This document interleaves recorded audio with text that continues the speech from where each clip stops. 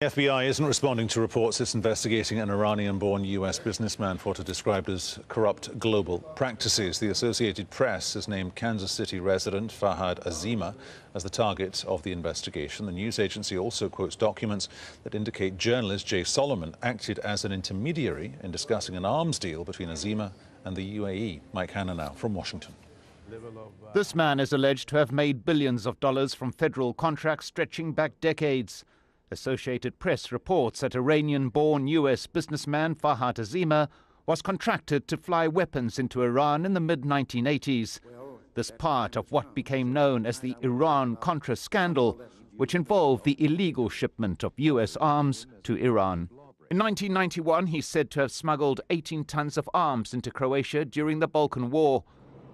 The same year, according to AP, he signed a contract to transport U.S. troops during the first U.S. invasion of Iraq.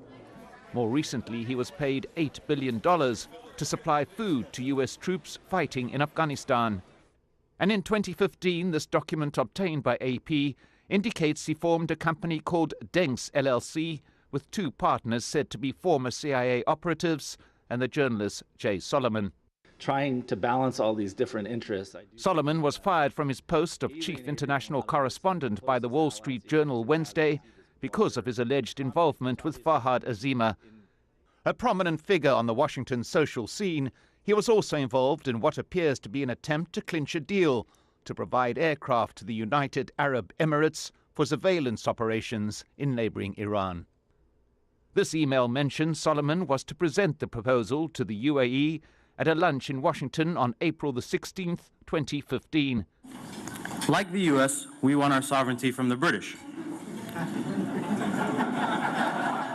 The ambassador then, and now regarded as one of the most influential men in Washington, Yusuf al-Otaiba, who's been spearheading a campaign to improve UAE's public standing in the U.S. that has cost billions of dollars. We have asked the UAE embassy whether there was a meeting with Jay Solomon on April the 16th, 2015.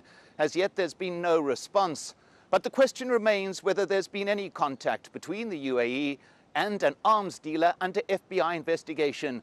And if so, to what extent this contravenes law governing the relationship between US individuals and foreign powers. Mike Hanna, Al Jazeera, Washington. Hundreds of high-rise buildings in the UK